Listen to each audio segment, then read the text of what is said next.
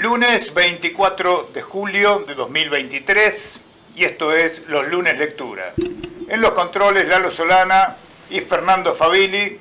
Me acompaña este lunes, sí, ha vuelto después de una situación difícil en materia de salud. Era un dolor de cabeza que se cura con aspirina, ¿no? No era tan sencillo. No, me estuviste matando. Gustavo Esperanza. Veo cómo están todos. ¿Qué tal, Lalo, Fernando? Bueno, gracias por tanto. El otro día te estuve escuchando. Estuviste pegándome unos 5 o 10 minutos. Como corresponde. Qué bárbaro, che. No, bueno. Es que a los desertores se los trata con fuerza, no hay otra. De todo me dijo, pero bueno. No, cuestiones de por ahí que uno no se siente bien. La verdad no me sentía bien, sino yo la verdad evito faltar, pero bueno, me venía sintiendo, la verdad, así como que no resistía, digamos, poder, la luz sobre todo, un tema visual me parece, así que nada. ¿Anteojos? Me parece que tengo que ponerme anteojos, me niego totalmente a usar anteojos, pero bueno. Es inevitable. Es inevitable el paso del tiempo. Y sí, la verdad que uno esfuerza mucho la vista con estas notebooks, ¿no? Con los celulares y bueno, nada, parece que sí. Próximamente me verán quizá con anteojos, vamos a ver. Aparte, la ventaja que tienen los anteojos no solamente es que uno ve mejor, sino que aparte no te duele la cabeza, no te duele y ese el estómago, es el tema. Porque trae ese tipo de complicaciones, claro. Estar leyendo mal. Sí, no, pero bueno, nada. Igual, bueno, son los años también. ¿Usted cuántos años tiene ya? No, joven, 43. Bueno, después de los 40... Años. Pero sí, no, empieza todo el quilombo, empieza a partir de los 40, así que empiezo a recibir los achacones de los 40, todos juntos. Pero bueno. No mejora con el tiempo, para que se quede tranquilo. Te aviso porque yo ya he pasado los 50, estoy cerca de los 60 y no mejora con el tiempo. Todo va para atrás, y bueno. Más aún, llega un momento en que cada visita al médico uno dice, bueno, ya no voy más, porque cada vez que voy me encuentro algo nuevo. Entonces decís, basta, no voy más, se acabó. Sí, eso que sea lo que tenga que ser. También es verdad, sí. Pero bueno, por lo menos ahora estamos acá y bueno, vamos a ver qué sucede el día de hoy. Tenemos alguna entrevista, algunas sorpresas para la gente, ¿no? Hoy tenemos un invitado especial, el tema de hoy va a ser Malvinas, sentimiento caro a todos los argentinos bien nacidos. Por supuesto. Y vamos a conversar con Lautaro Jiménez Corbalán, autor de 2 libros más que interesantes. Estoy en falta con la lectura del segundo, estoy muy atrasado con mis lecturas, pero ya voy a cumplir ese mandato moral. Por supuesto. Y bueno, va a ser muy lindo entrevistarlo y charlar un rato con él, más que nos cuente, más que... No, correcto, este es como Marcelo Llambía, que lo tuvimos aquí, es la clase de... Los tenés que escuchar, básicamente. Hay que escucharlo, hay que preguntar y escuchar, así que vamos a ir por ese lado. Ha ocurrido algo destacable en relación a Malvinas.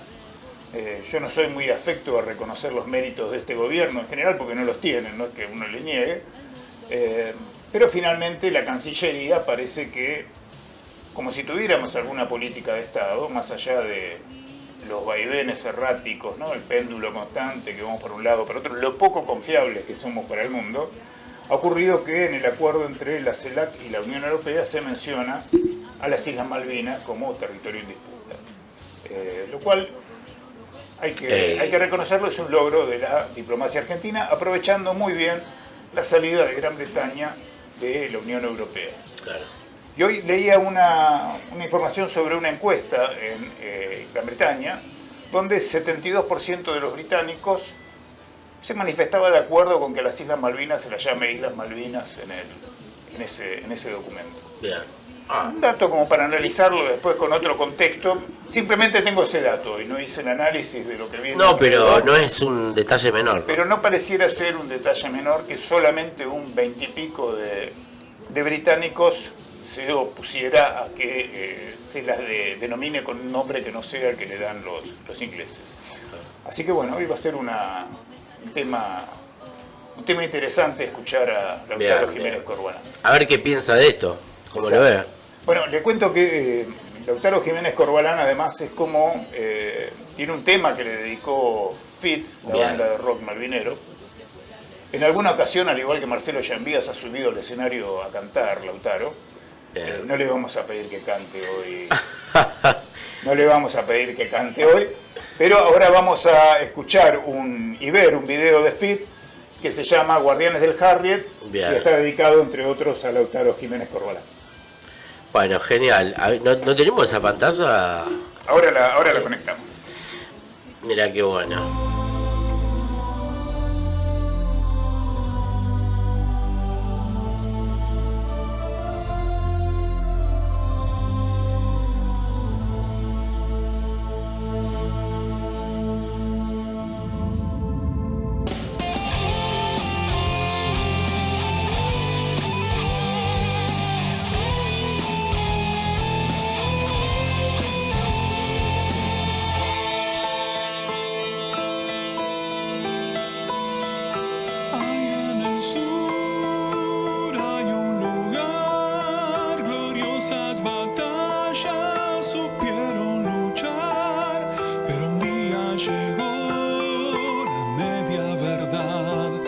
Escribió así en el sable un triste final. Hoy debemos recordar que hay en el sur, hay un lugar, lloviendo los años que han pasado ya, pero un día el sol se posará, borrando las huellas y las sombras del mar. Nadie puede ni nadie podrá hablarte de gloria, de honor y lealtad, de ríos de piedra, del frío del mar, las cruces clavadas, la guerra y la paz. Nadie puede y nadie podrá con aquellos valientes que aún con su fal esperan que vuelvas por su libertad. Guardianes del Harriet aún pueden salvar la patria que nunca dejaron de amar.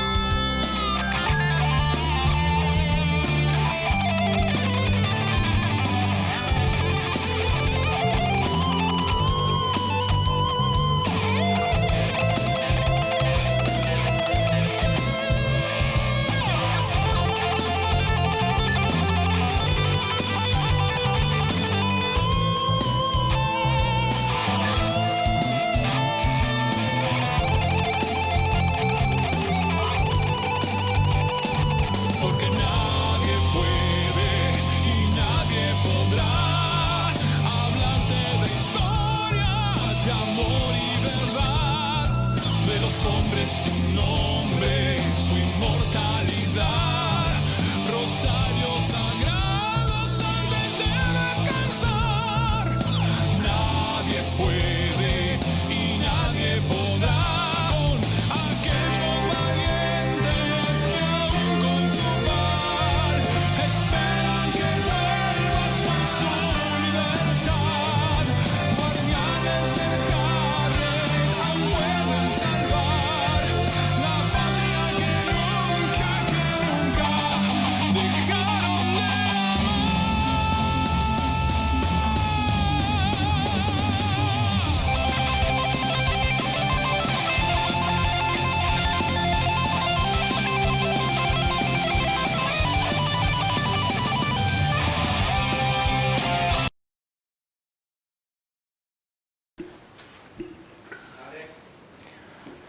Bien, vamos a continuar ahora. Voy a leer algo que escribí allá por el 5 de abril del 2015 y se llama Malvinas en primera línea, libro recomendado. Si un libro merece la expresión relato vívido, es este. Malvinas en primera línea, de Lautaro Jiménez Corbalán, contiene mucho más que las vivencias y anécdotas de integrantes del Regimiento de Infantería 4 que modestamente se anuncian en la tapa. El primer acierto del autor fue haber registrado su realidad durante la campaña de Malvinas llevando un diario personal. El segundo acierto fue no apresurarse a publicar su contenido. Si bien hay testimonios que adquieren espectacularidad con la inmediatez, en este caso madurarlo hasta el 2011 obró, y perdón por la poca originalidad de la comparación, igual que el añejamiento de los buenos vinos en vasijas de roble. El resultado es la armoniosa combinación entre la memoria documentada de un subteniente de 19 años, cumplió sus 20 años en Malvinas, sí, y la capacidad de análisis de quien era coronel en el año 2011. Sobre estos aciertos, que azarosamente pudieron no haberse dado, se potencian los méritos. El fundamental es la honestidad intelectual para respetar la verdad aunque se torne incómoda. Recuérdese que según suele decirse en toda guerra la primera baja es la verdad. Jiménez Corbalán no solamente cuenta su verdad, sino que ha hecho un gran trabajo de recopilación bibliográfica para dar con ella. Otro mérito, o acaso otra faceta del mismo mérito, es la comprensión de lo colectivo dando participación testimonial a los demás integrantes del Regimiento 4, extensivo a otras unidades, lo que amplía la acotada percepción que cualquier combatiente se construye desde su lugar de empeño. El título mismo, Malvinas en primera línea, resulta toda una elaboración crítica para un componente del ejército que fue apostado en el terreno previsto como retaguardia y reserva. Tiene también el libro el gran mérito desde la forma literaria, pues el estilo logrado hace que a medida que pasan las hojas la narración adquiera mayor intensidad.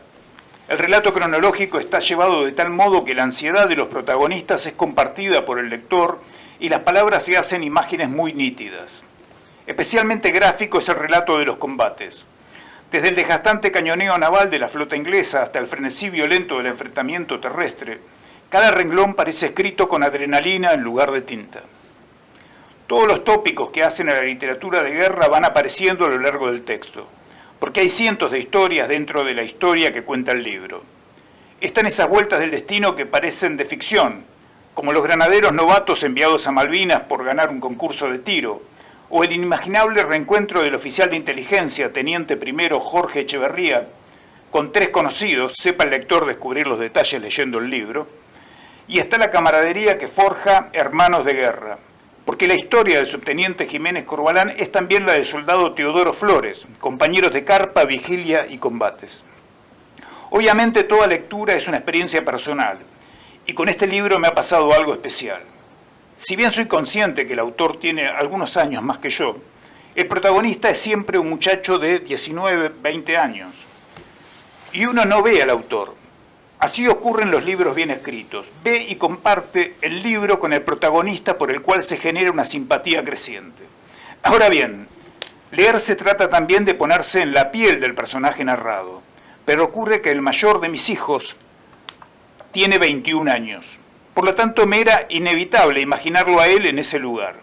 Así cobré conciencia que uno tiene pensamientos mucho más proclives a la violencia cuando siente desde la propia piel que cuando siente desde la piel de sus hijos. Aclaro que tenía 21 años cuando escribí esto y mi hijo tiene 30. Así que bueno, estamos en comunicación con Lautaro Jiménez Corbalán. Muy buenas noches, Lautaro. ¿Qué tal, Ariel? Muy buenas noches para vos, para Gustavo y todo el equipo. Bueno, muchas buenas noches y un gusto tenerte acá, Lautaro. Lautaro, contanos un poco cómo era escribir un libro en Malvinas. Un diario, en Malvinas. Bueno, antes de empezar te quiero agradecer profundamente la invitación y la deferencia de permitirme llegar a tu audiencia. Y fundamentalmente, bueno, las palabras elogiosas que yo ya las había leído porque ya me las habías hecho llegar oportunamente. Y la verdad que, bueno, me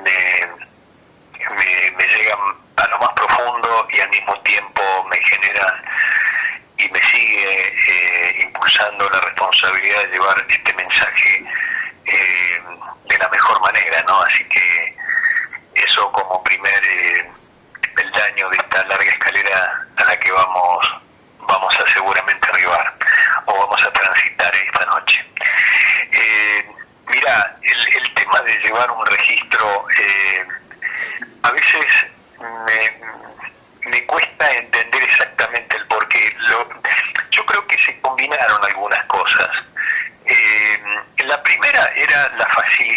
yo disponía de esta libreta, que en realidad la teníamos todos los oficiales, todos los suboficiales. De por sí teníamos que tener una libreta para tomar notas de las distintas órdenes, registros de equipos, cuestiones logísticas, un sinnúmero de cuestiones técnicas y tácticas que un oficial tiene que tomar nota. Básicamente eso. Ocurre que, cuando llegué a Malvinas, toda esa libreta que venía desde el colegio militar se fue mutando y se transformó en el diario de guerra. Entonces, a partir de cierta hoja, ponele a partir del número 20 de página de esa libreta cargada de anotaciones varias, dije, esta libreta va a ser el diario de guerra de mi sección. Y así fue, todos los días, fundamentalmente una vez que había pasado el día, o sea, yo escribía al día siguiente, digamos, ese era el mecanismo. Y tomaba nota de las impresiones más notorias y resonantes de lo que había vivido, ¿no? Es muy loco ver la libreta hoy, porque tiene distintas letras, utilicé distintas lapiceras, virome, es distinto tipo de caligrafía, ¿no? Evidentemente todo eso fue conformando a los ojos de un especialista seguramente los estados de ánimo, ¿no?, de quien iba registrando esas notas. Así que es una cosa que yo en su momento, cuando volví de la guerra, sabía que era una cosa importante, porque yo en realidad lo había escrito para mi familia, incluso en la primera página le había pegado, la libreta es una libreta negra, ese tipo de almacenero, pero yo le había pegado, en una de las oportunidades que fui a Puerto Argentino, le pegué una hoja blanca, y sobre esa hoja blanca que la pegué con plasticola, hoy por hoy la libreta parece como que está manchada, pero en realidad es la plasticola que está vieja y entonces queda todo como manchada de color marrón, pero se lee perfectamente, dividido en dos. Mi deseo, ¿no? Yo puse, es el deseo de que esta libreta sea entregada a la familia de Jiménez Corbalán. Puse la dirección en ese momento de mi familia, que era en San Luis, Bolívar 1494, es el último deseo de un oficial del ejército argentino. Es como algo póstumo, ¿no? Parecía hasta tétrico, sin embargo era muy realista lo que estaba haciendo, y abajo lo escribí en inglés, porque podía pasar que no fuera un argentino el que encontrara la libreta. Y agarré la libreta y la coloqué, siempre la guardaba en una de mis bolsillos del pantalón de combate, de estos que parecen abultados, y en una bolsa de plástico, ¿no? Entonces para poder preservarla de que se moje o lo que fuera. Siempre la tenía conmigo. ¿Cómo logró salir de Malvinas esa libreta?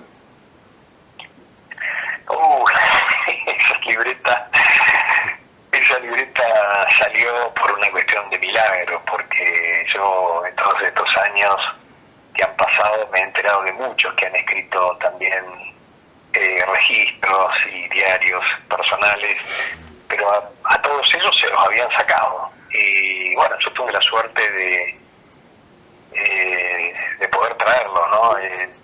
Creo que estaba ya jugado en una cuestión, porque me habían sacado en uno de los registros, que ellos le llaman checkpoint, me habían, en una de las requisas, antes de subir al Canberra, esto ya estamos hablando del 16 de junio, 2 días después de que se había producido el fin de las hostilidades, había distintos puestos de control, entonces te iban revisando, pero claro, en el que yo había escondido 5 rollos de foto de la foto de la Kodak 110 Pocket,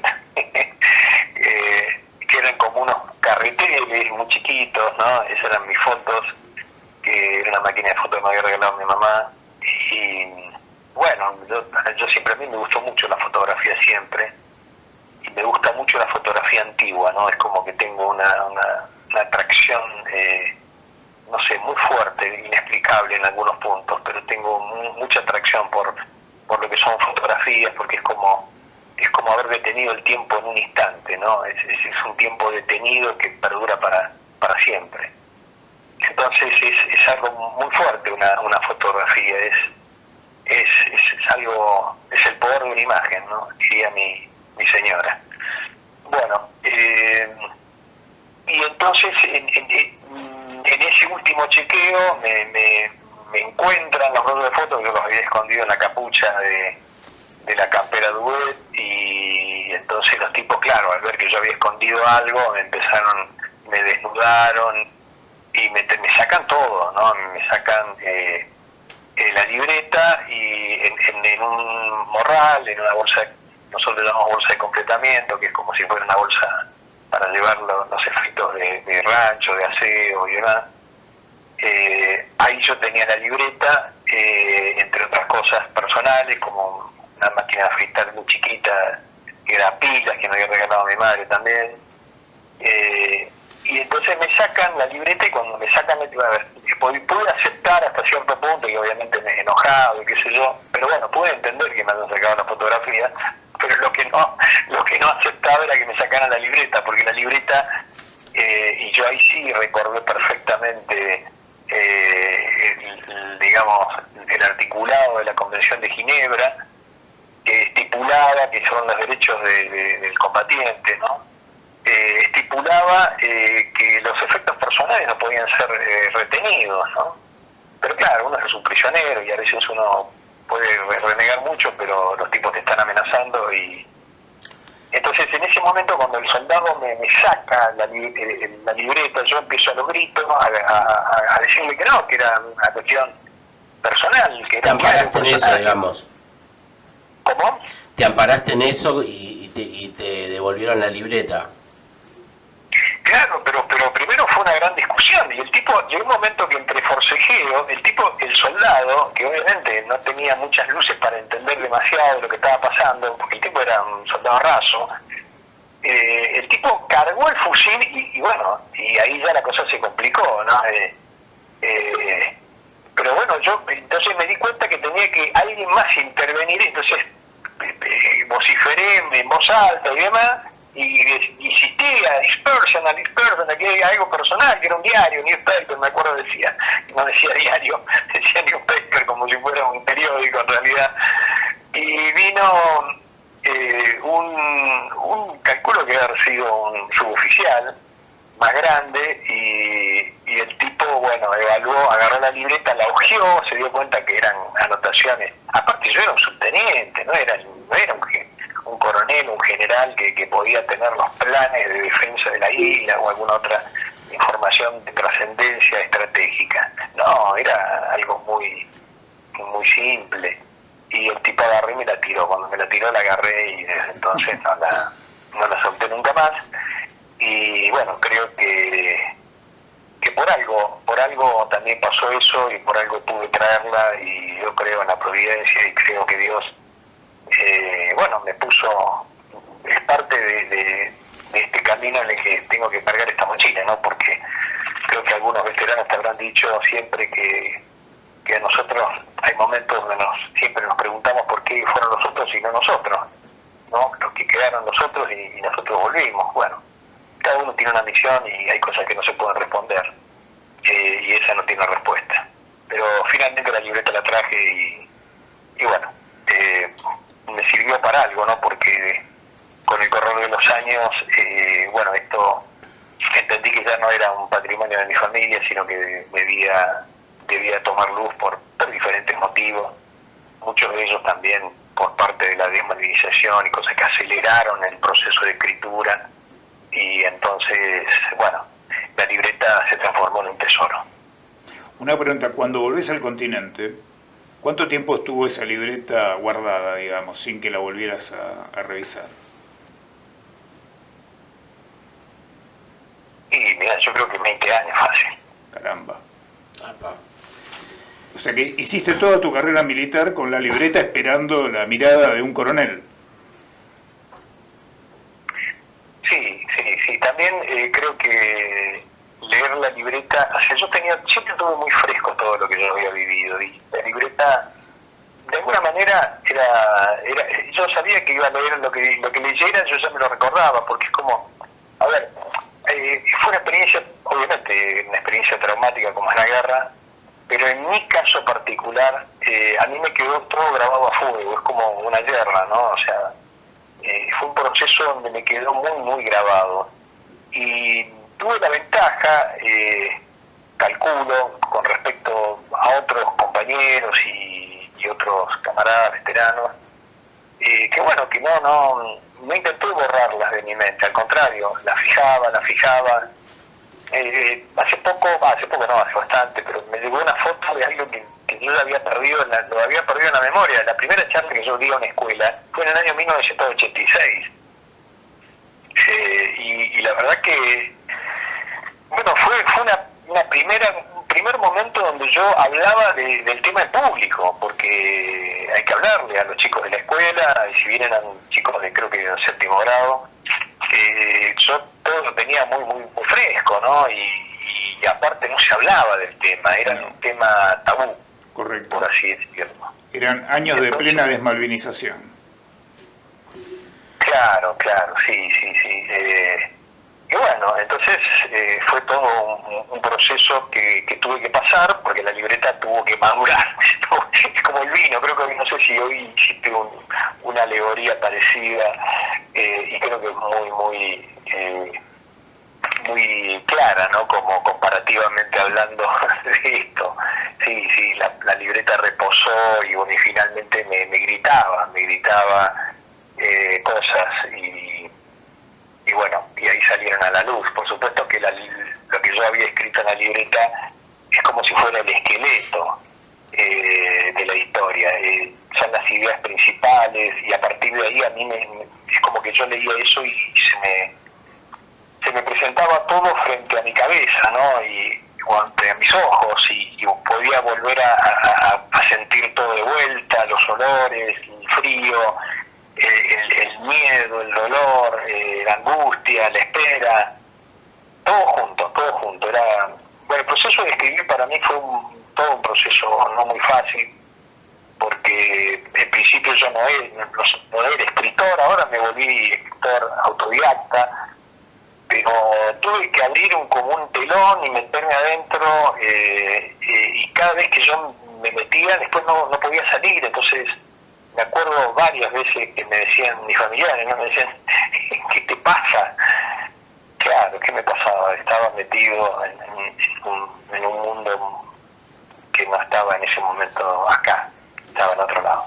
Cuando uno escribe realmente tratando de indagar en la propia sinceridad hasta el fondo, uno se queda absorto por la situación, digamos, te atrapa, te envuelve ahí, te hace que nada sea más importante de momento que escribir cuando estás escribiendo. Sí, exactamente, Ariel. Bueno, vos sos un gran escritor, también tenés una pluma aguda y muy sagaz, muy precisa, así que te felicito, aprovecho este momento para felicitarte. Bueno, gracias, pero acá la entrevista pasa por el entrevistado, así que... Está bien, no, pero igual me gusta decir lo que pienso. Una pregunta, vos llegas a Malvinas como un cadete de cuarto año del colegio militar en comisión como subteniente, ¿verdad? Sí. Bueno, ¿cuál era tu impresión en el momento, tu primera reacción cuando te anoticiás que sos enviado a Malvinas? Cuando me noticié que habíamos recuperado Malvinas. No, que cuando te llega la orden de movilizarte vos a Malvinas. Bien. De todas maneras, antes de arrancar, te quería decir algo antes de tu pregunta, y no me la quiero olvidar porque me parece que es un punto importante, y después voy a ir a la respuesta. Lo que quería agregarte es que yo, cuando empecé a escribir, realmente tenía mi gran preocupación era ser lo más preciso posible. Yo tuve que hacer un esfuerzo importante, no porque no me saliera, sino porque yo quería ser preciso, porque estaba hablando de personas con nombre y apellido, y tenía que ser muy justo con la verdad histórica, ¿no? Y esa fue mi obsesión.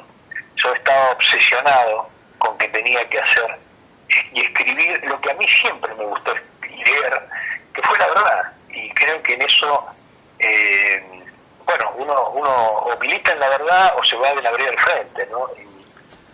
Por supuesto que es muy difícil reconstruir la historia, porque bueno, la historia no se puede nunca reconstruir 100%. La historia pasó y lo que pasó ya pasó.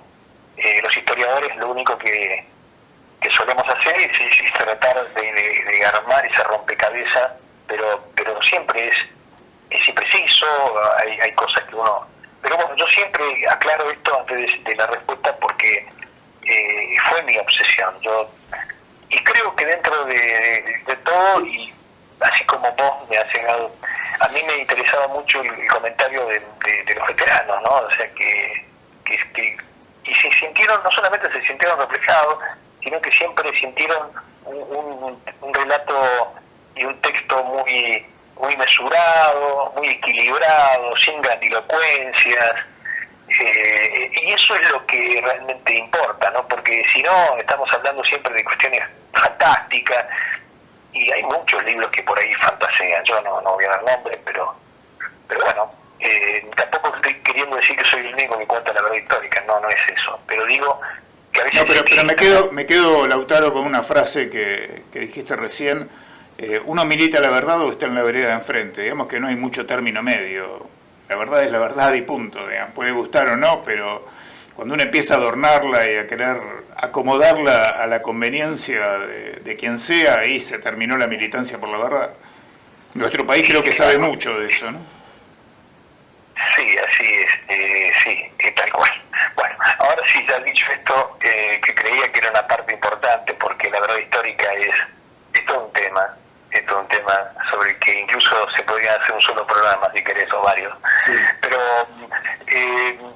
no vamos a filosofar tanto y vamos a entrar un poco más en la respuesta. Mira, yo cuando me enteré que íbamos a cruzar a Malvinas, porque ¿qué pasaba? Mi regimiento, para que lo entiendan los oyentes, mi regimiento no iba a cruzar a Malvinas, mi regimiento iba a custodiar la frontera con el vecino país trasandino, y bueno, en consecuencia nosotros sabíamos que no nos tocaba eso, pero todos queríamos ir, ¿no? O sea, todo el mundo quería estar en Malvinas, pero bueno, no se daba.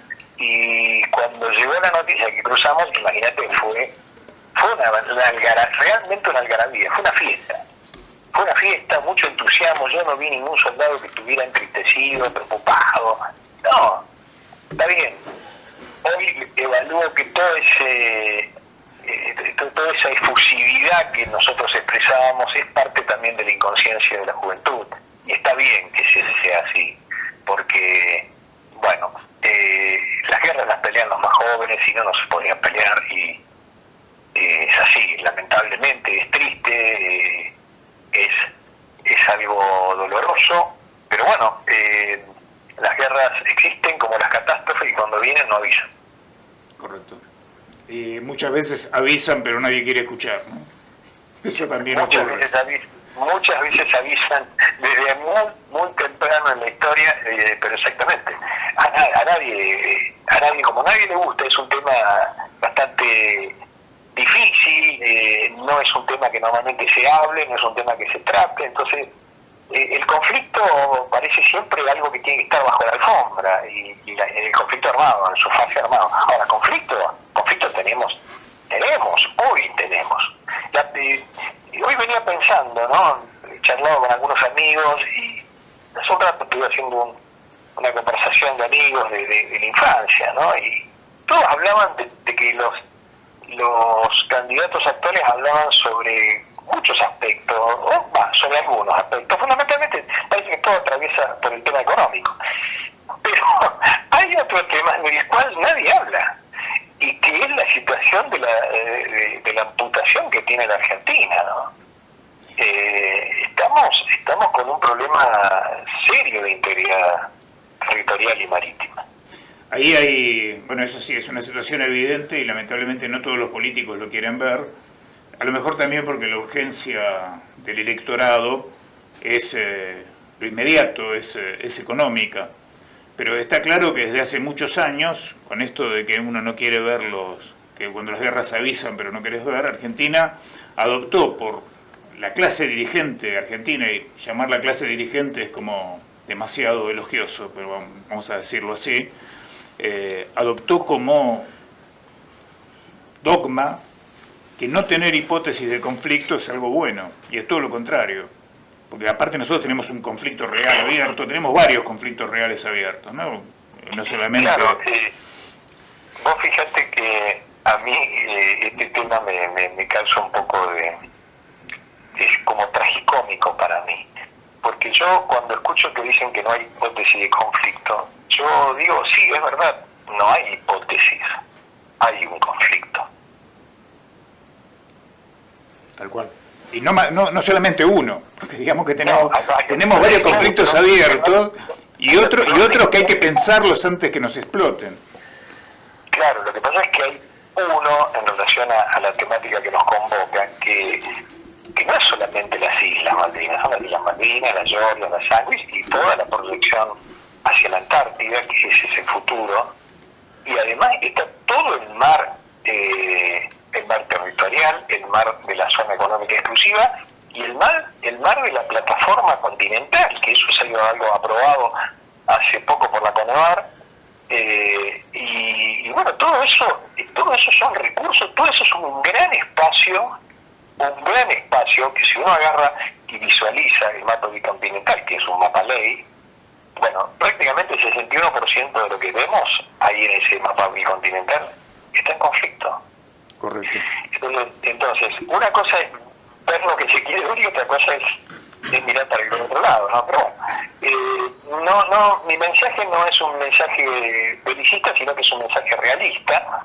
Quiero aclararlo porque muchas veces se confunden estas cosas. Pero que es todo lo contrario, Lautaro. Si yo no analizo los riesgos que tengo por delante, me los voy a comer todos. En realidad, belicista es mirar para otro lado, porque vas camino a pegarte contra la pared. Exactamente, lo que pasa es que ha habido un pregonar eterno de muchas décadas sobre una dirección donde hablar del conflicto parece una mala palabra, cuando en realidad el conflicto es algo inherente a la realidad de la naturaleza, no solamente de la condición humana. La naturaleza está llena de conflictos. Por ahí uno mira un estanque, mira qué lindo, la paz y demás. Sin embargo, adentro se están produciendo la supervivencia de las especies. Entonces, esto es algo que no se puede... A ver, yo creo que todos nos batimos en el fondo con una mirada idealista, de un mundo idealista, las cosas que deberían ser porque tienen que ser, porque están escritas, porque así deberían ser, el funcionamiento de la ONU, etcétera. Pero después hay un mundo real que es totalmente diferente al ideal. Entonces, uno se bate eternamente entre ese realismo e idealismo que chocan permanentemente. Y sobre eso hay que sacar experiencia, y experiencia de los países que han sobrevivido a lo largo de la historia. Correcto. Vos tenés trayectoria antártica, ¿no es cierto, Lautaro? Sí, tuve la oportunidad de muy joven de dedicarme a esta vocación antártica, porque es como que quedé muy enganchado con el tema del sur, y el sur se transformó en mi norte, ¿no? Y sí, bueno, y después me di cuenta por qué era, porque, a ver, los británicos están en Malvinas porque en realidad no es solamente las islas el objetivo estratégico. El objetivo estratégico es el sustento que tienen sobre la pretensión sobre la Antártida. Ellos, todo el sector que reclaman como territorio antártico británico, se fundamenta en la presencia que tienen sobre las Islas Malvinas, Sandwich y Georgia. Entonces, es un tema mucho más complejo que como se lo presentó. Hoy por hoy hay muchos, bueno, ya académicos, pensadores y demás, pero yo hace muchas décadas que estoy pregonando este tema. ¿Por qué? Porque ese es el real objetivo y el real, digamos, la finalidad última de por qué es tan difícil que nos entreguen así abiertamente y amistosamente o a través de negociaciones claras, limpias y justas las islas. ¿Por qué? Porque no es un tema menor el futuro de la humanidad, y el futuro de la humanidad es el sexto continente. Por supuesto que cuando uno habla de esto, y estamos hablando de largo plazo, y cuando en Argentina que nos explotan las cosas en el día a día, hablar de largo plazo y de proyectos de planeamiento estratégico es como hablar de una entelequia. Correcto. Es muy difícil lograr al ciudadano común y a la ciudadana que traten de pensar en algo que va a pasar o que está pasando, pero que va a ser importante dentro de 100, 200, 300 años. Pero bueno, ¿saben qué pasa? Ellos sí lo hacen, ellos lo hacen con mucho trabajo, con mucha dedicación, y obviamente tienen también sus frentes internos y sus distintas posiciones dentro de cada gobierno, ¿no? Además, hay que entender que otra cosa que la Argentina o el argentino medio no termina de entender es contra quién nos estamos enfrentando. Ahí. Es un imperio, es una corona, es un sistema digamos, una monarquía constitucional. Y ahí, Que no solo, ahí Lautaro, también hay cosas que aprender del enemigo, ¿no? Uno tiene que aprender, hay que reconocer. por supuesto. En materia de política exterior, en materia de inteligencia, incluso en materia militar también, los ingleses son algo que hay que mirar para aprender. Así es. Y ni hablar en la defensa del propio interés, ¿no es cierto?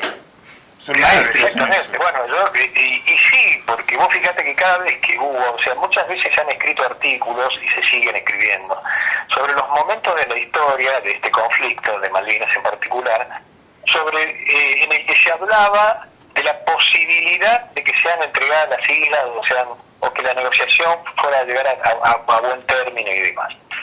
En el momento que estuvimos más cerca de esa situación fue en el año 1968.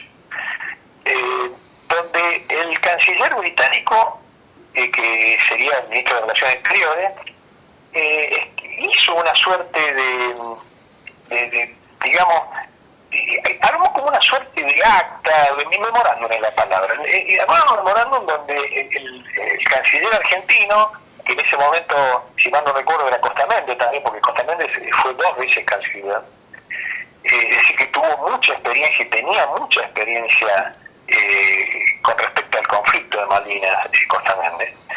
Y en ese memorándum, bueno, se expresaba que iban camino a ser, de alguna manera, restituida la soberanía de manera paulatina. El texto no lo conozco, no lo recuerdo ahora bien de memoria, pero básicamente daba la idea de que se iba a producir una entrega paulatina del intercambio y la soberanía y demás. 1968. ¿Qué pasó? Al día siguiente que salió eso del Ministerio de Relaciones Exteriores británico, el tipo tuvo que ir a rendir, el canciller británico tuvo que ir a rendir cuenta al Parlamento. Cuando fue al Parlamento, lo orinaron, por no decir otra palabra. Entonces, aquellos que realmente fantasean con la idea porque obviamente, ¿y por qué pasó eso? Porque están los grupos de presión y los grupos que conforman el lobby de la Falkland Islands, que básicamente son los Kelper, los ultraconservadores, la Royal Navy, que básicamente sostiene mucha de su importancia, digamos, extracontinental y su proyección al sur del mundo por la presencia de sus colonias. Y por supuesto también, la monarquía, que es una figura importante de la cual nadie habla. Nosotros nos estamos enfrentando contra Inglaterra. Esto no es Inglaterra, es el Reino Unido. El Reino Unido no es solamente Escocia, Gales, Inglaterra y Irlanda del Norte. Son 16 países, entre los cuales hay 3 que la gente tampoco entiende mucho y cree que son independientes, pero en el fondo no lo son, que son Australia, Canadá y Nueva Zelanda, que tienen como jefe de Estado a la corona británica. Bueno, ahí también hay otra enseñanza en todo eso, que no solamente es que tienen el Commonwealth que manejan, que mantienen una cierta unidad más allá de las independencias, sino que también tienen una política exterior clara que le permite conservar aliados a través del tiempo. Nosotros venimos oscilando con eso, y por no hablar del último año, donde íbamos a hacer la puerta de entrada de Rusia, de China, de aquel, del otro. Hay una diferencia ahí, hay un error nuestro ahí que tenemos que reconocer y superar alguna vez, ¿no? Para tener realmente políticas de Estado. ¿Qué te pasa, Lautaro, cuando escuchás, por ejemplo, que el presidente dice vamos a hacer la puerta de entrada de Rusia y China a la Argentina? Mira, yo tengo, una mirada muy particular al respecto. Yo creo que Argentina tiene que mantener, nosotros cuando firmamos la Declaración de la Independencia en 1816 nos libramos de España, pero también de toda otra potencia extranjera. Acá no podemos cambiar de Estado, digamos, tutelar, ¿no es cierto? No podemos cambiar de tutor de un día para el otro, pero no porque nosotros tenemos claramente un conflicto con el Reino Unido y sus aliados, ¿correcto? Tal cual. Bien. Entonces, por ese lado no pueden venir las alianzas. Las alianzas tienen que venir por otro lado. Pero también no podemos aliarnos contra un sistema de países donde los valores filosóficos de convivencia social se contraponen a una república democrática como es la nuestra. Absolutamente. Como debería serlo. Como debería serlo. Exacto, o como deberíamos serlo. Entonces, yo no tengo problema que hagamos negocios. Negocios hay que hacer con todo el mundo. Relacionarse hay que relacionarse con todo el mundo. Pero hay que ver bien con quién uno hace alianzas. Porque las alianzas generan compromisos. Y los compromisos te llevan y te arrastran a situaciones que quizás no sean deseadas. Con un agravante, Lautaro. Cuando vos tenés un instrumento militar fuerte, la palabra de tu diplomacia tiene un valor que hoy por hoy, lamentablemente, la diplomacia argentina no puede tenerlo porque nuestro instrumento militar ha sido notoriamente debilitado a través de los años. Totalmente. A ver, esto es muy simple. El mundo, volviendo a la figura que coloqué en el tapete de la charla referido al idealismo y al realismo. Yo puedo ir con el derecho, o sea, nosotros nos asiste la fuerza del derecho con respecto al conflicto este. Pero a los británicos les asiste el derecho de la fuerza. O sea, nosotros nosotros no vamos a poder negociar nunca si no somos un país ordenado, fuerte y en desarrollo. Y sobre todo confiable para todos los demás, porque hoy Argentina no es un país confiable ni para los que vivimos acá. Tal cual, iba a decir lo mismo. Lamentablemente. Y ahí está el problema. Y yo cuando hablo con mis amigos, que me quieren, porque son mis amigos de toda la vida, me dicen con mucho cariño, me dicen, mirá, me dice, todo bárbaro, me dice, pero hay muchas cuestiones. En la Argentina hay problemas en el día a día. Es que la gente va a estar pensando en algo que aparte se confunde, piensan que esto pasó hace 41 años, por eso Malvinas no es un tema histórico solamente. Malvinas es un tema que tiene una actualidad que es abrumadora. Por eso desmalvinizar es realmente es estar casi en contra del sentido de nacionalidad, porque es el único elemento, no solamente que puede aglutinar a la sociedad argentina detrás de una causa noble, justa y necesaria, porque aparte así está estipulada en la Constitución, pero así no estuviera en la Constitución, está en el diario nacional.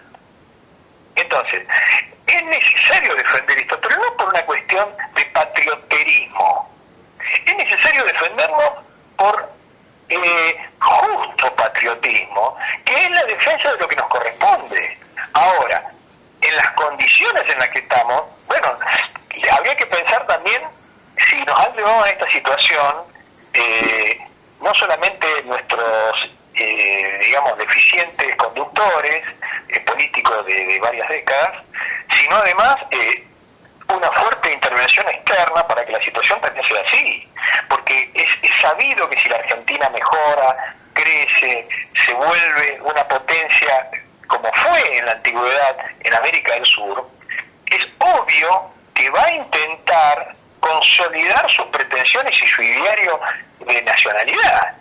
Y entonces es mejor tenerla como está y no en las mejores condiciones. Es decir, porque muchos creen que cierto eje occidental, ¿no es cierto?, donde están estos personajes que lamentablemente no han contribuido ni han respetado ninguna de las resoluciones de las Naciones Unidas que nos exhortan a que negociemos de buena fe, ellos han hecho todo lo posible para tratar de favorecer la desmadonización y al mismo tiempo el desmantelamiento de la Fuerza Armada. Yo coincido con lo que señalás, pero hago una salvedad. Creo que la mayor responsabilidad siempre es nuestra. O sea, si nosotros nos ponemos en que somos un país desordenado, gobernado por la gente que lo gobierna y demás, porque los demás hablaría todavía peor de nosotros decir que esto es por culpa de los que están afuera. Esto es por culpa de nosotros mismos, que no estamos sabiendo honrar nuestras propias leyes. Está bien, Ariel. Lo que pasa es que hay ciertas jugadas estratégicas que han sido tomadas en el exterior y después tenés acá gente que le ha sido funcional. Vamos a decir una que creo que ya a esta altura de la historia es conocida y realmente está muy fácil de acceder a la información. Cuando Estados Unidos, a través del Reino Unido, obviamente, o sea, cuando se frena el proyecto Cóndor, que saben a qué estamos hablando, ¿cierto? Correcto. Bueno, misil de alcance. ¿Qué hizo el Estado argentino? O sea, los gobernantes de ese entonces se dieron a la presión y desmantelaron el Cóndor. Bueno, pero volvemos a lo mismo. Yo no puedo pretender que los de afuera defiendan mi interés. Y eso hay que aprenderlo de los ingleses. Ahora, si a mí me apretan y retrocedo, y te van a apretar siempre, porque es fácil. Es que ahí está el tema, exactamente, así es. Siempre te van a apretar, el tema es como uno... Y bueno, después también existen simplezas a la hora de juzgar qué pasó en el 82, cuando se cree que todo arrancó de este lado, y en realidad fue una gran trampa estratégica impulsada por el otro lado. Pero bueno, son cosas que yo he ido dilucidando a lo largo de muchos años de investigación, de estudio. Creo que uno nunca va a llegar al 100% de la verdad, pero por lo menos uno se puede aproximar bastante, y en mi nuevo libro, permitime que pase el chivo, Ariel. A eso iba, te iba a decir justamente que quedan pocos minutos. Ya habíamos hablado del primer libro. Bueno, contanos un poco de por qué Los Olvidados del Harrier. Bueno, Los Olvidados del Harrier es porque es como una suerte de... surgieron varias cosas para que yo escriba ese libro, y todas han sido muy circunstanciales. Yo escribo la historia de combatientes que estuvieron en el Monte Harrier combatiendo con el Regimiento 4 en apoyo, pero que al mismo tiempo habían sido invisibilizados a lo largo de estos años, en especial los primeros 30, poner los 25, porque como ellos pertenecían a unidades de apoyo, logística y demás, no tenían una cabida en el recuerdo ni en la camaradería de la posguerra. Entonces estaban olvidados, ¿no? Y hasta que, bueno, surgieron una serie de circunstancias en las cuales, que son parte del primer capítulo, y del por qué la historia. Y bueno, entonces yo obviamente me siento obligado a escribir sobre ellos para tratar de rescatarlos de esta ignominia que hubo histórica, y bueno, me siento muy satisfecho, pero al mismo tiempo yo aproveché la estructura de la historia de estos muchachos. ¿Para qué? Para tratar de responder a los grandes interrogantes del conflicto. ¿Y cuáles son los grandes interrogantes? Bueno, ¿por qué se llega a la fase armada del conflicto? Que esa es la gran pregunta, ¿no? El meollo de la cuestión. ¿Por qué llegamos a enfrentarnos de manera armada con Gran Bretaña? Que fue toda una cosa un día para el otro, se pensó antes, fue después. ¿Qué pasó? ¿Por qué llegamos a esa instancia? Bueno. Después, otras grandes preguntas es ¿por qué no se alcanzó la paz cuando Estados Unidos de alguna manera estuvo involucrado en tratar de evitar el conflicto? Es verdad que estuvo involucrado. Ahora, era muy claro, ellos iban a evitar que se produjera el conflicto, pero ante la intransigencia de Thatcher, ¿qué pasó? Una vez que la cosa se hizo inviable desde el punto de vista de las negociaciones, tuvieron que apoyar a su aliado, que ese fue el error estratégico de este lado. Y a su vez, ¿por qué se caen las negociaciones? Bueno, porque ocurre un hecho que de alguna manera desencadena todo, pero todo esto lo estoy resumiendo de una manera muy rápida, que es el hundimiento del Belgrano, pero que en realidad es apasionante entender cómo fueron haciendo todo esto de una manera muy estudiada y digamos, esto no ha sido una sola cuestión, porque se cree siempre que la Argentina o que las autoridades argentinas fueron las que decidieron todo y del otro lado no había nadie. No, del otro lado tenías un actor pensante que se oponía permanentemente a tus acciones, además te llevaba a que vos cometieras ciertos errores. Así funciona la guerra. Sí, y también hay una vieja enseñanza militar que dice que los planes duran lo que dura el contacto, lo que tarda en llegar el contacto con el enemigo. Claro, tal cual. Y después, por ejemplo, y después hay otra interrogante que también quedó fundamentalmente en la gente que ha estudiado el tema o se ha interesado en algo el tema, pero también se habla mucho sobre por qué la flota argentina no atacó o no participó más. Me refiero a la Armada en los buques de superficie. Bueno, ahí está la respuesta.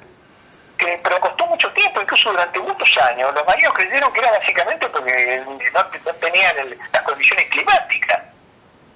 Eso es lo que siempre se dijo. Bueno, eso es un factor, pero después hay un montón de otras causas, y hay causas mucho más importantes, de las cuales por qué la flota que estaba desplegada para atacar se tuvo que replegar. Bueno, todo eso, ese andamiaje de preguntas y respuestas, están expresadas en varios capítulos donde de alguna manera yo vuelvo a repetir, la historia de los olvidados del Harriet para poner también en evidencia estos interrogantes y darle material a aquellos que de alguna manera educan también, porque es importante acercarles en un solo libro un montón de puntos que nos ayuden a explicar el conflicto del 82 y entenderlo de una manera mucho más abarcativa, mucho más precisa, dentro de lo que las posibilidades de la investigación histórica a la fecha nos han entregado. Lautaro, nos quedan solamente 2 minutos. ¿Alguna pregunta, Gustavo? ¿Qué le sugerirías vos, digamos, a los políticos, a los comunicadores, como para, digamos, hacer siempre un contrapeso en contra de la desmalvinización, ¿no? Que bueno, la verdad es un proceso muy, digamos, que ya viene muy instalado. ¿Cómo se puede hacer un contrapeso en esto que por ahí llamamos la batalla cultural, viste? No sé si estás familiarizado, seguramente sí, con este tipo de por ahí de conceptos, ¿no? Que se manejan hoy por hoy. Y este creo que es uno muy importante porque hace por ahí a que la gente, digamos, no le dé tanta importancia a los temas de la soberanía, a este tipo de cuestiones que realmente son muy importantes, que la gente empieza a considerar, como vos mismo decías, es algo de lo que los políticos no hablan, y sí, es totalmente cierto, comparto, y creo que es muy importante que se empiece a tomar conciencia de que no se tiene, digamos, no se tiene control total sobre la soberanía y sobre los recursos en nuestro país.